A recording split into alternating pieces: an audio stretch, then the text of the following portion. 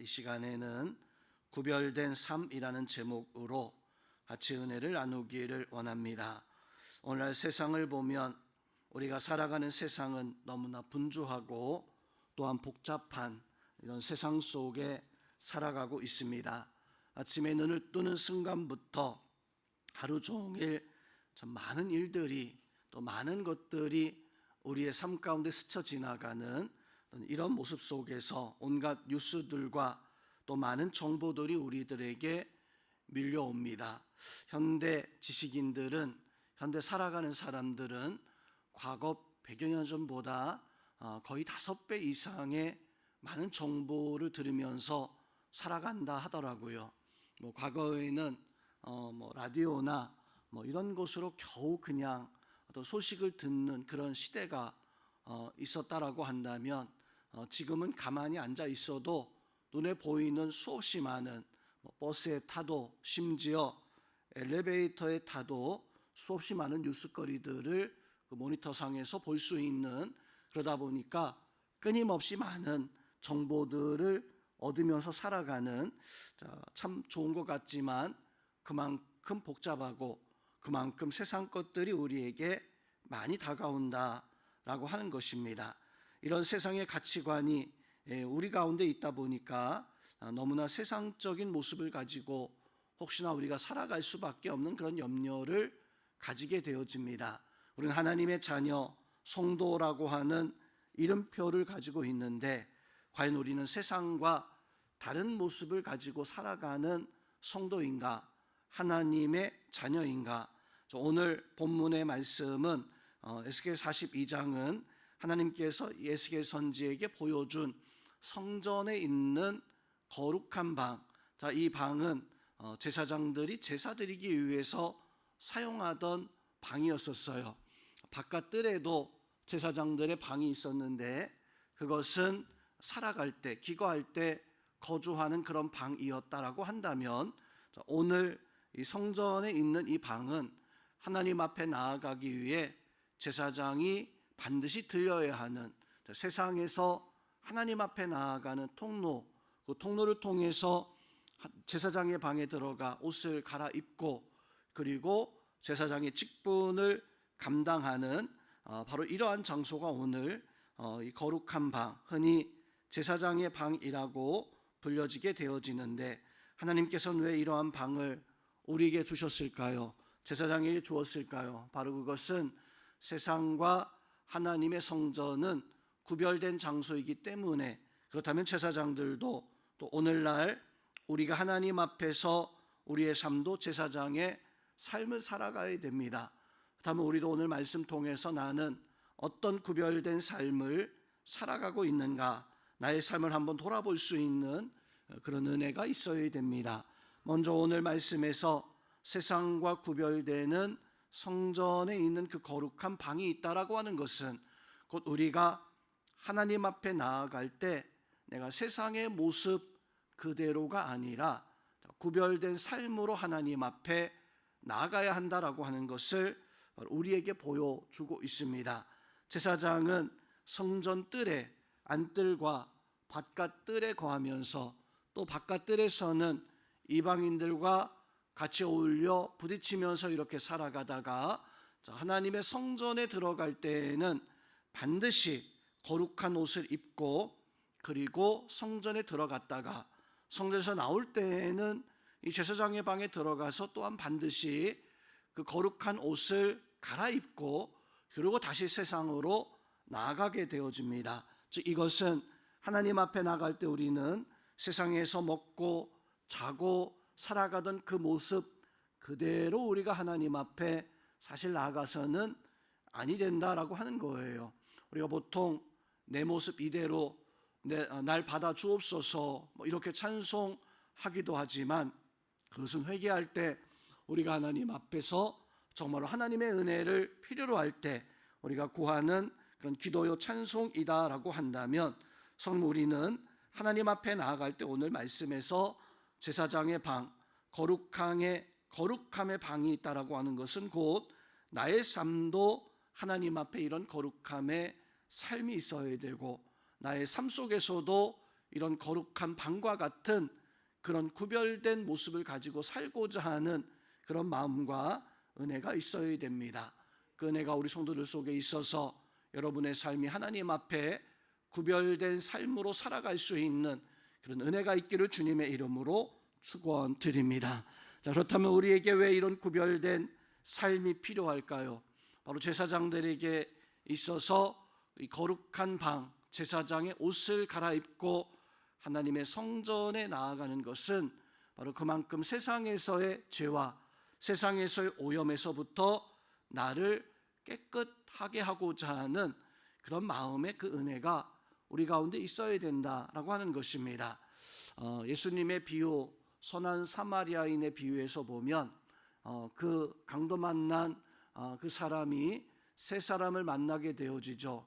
한 사람은 제사장이었고 다른 한 사람은 레위 제사장 지파의 사람이었었고 제일 마지막 사람이 바로 사마리아인들을 만나게 되어지는데, 그 예수님의 비유는 어떤 관점을, 당시 유대인들의 관점을 완전히 바꾸는 그런 비유이기도 했었습니다.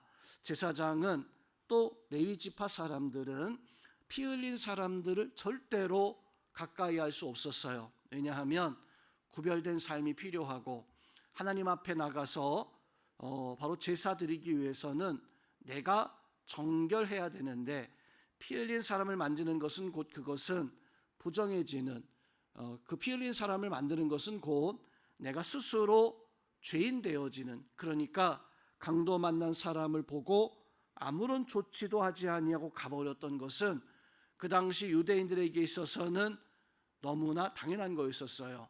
너무나 그것이 분명하고 아무런 잘못이나 당연히 그런 거지라고 이렇게 생각할 수 있었습니다.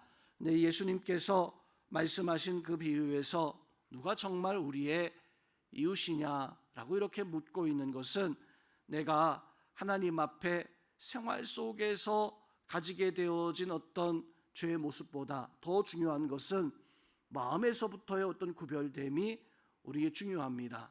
하나님께서 이 율법으로 제사장이 구별된 삶을 오늘 말씀에서 살게 하신 것은, 이것은 육적인 오염이 아니라 영적인 오염에서부터 우리가 구별된 삶을 살아가는, 그래서 우리가 세상에서 나는 어떤 삶을 살아가고 있는가, 내가 가정에서 어떤 모습을 가지고 살아가는가, 나는 정말 말씀 지키기 위해서 애쓰고 수고하는 모습 가지고 있는 것, 칭찬받을 만한 모습입니다. 그러나 다른 사람에게 보여주기 위한, 그래서 바리새인들이 또 제사장들이 예수님 당시에 도사의 자식들아, 회를 뿌려놓은 무덤 같은 그런 사람들이라 라고 이렇게 말씀하고 있는 것은, 제사장들과 이 바리새인들이 그 옷을 입고 이 거룩한 방에서 나오면 안 돼요.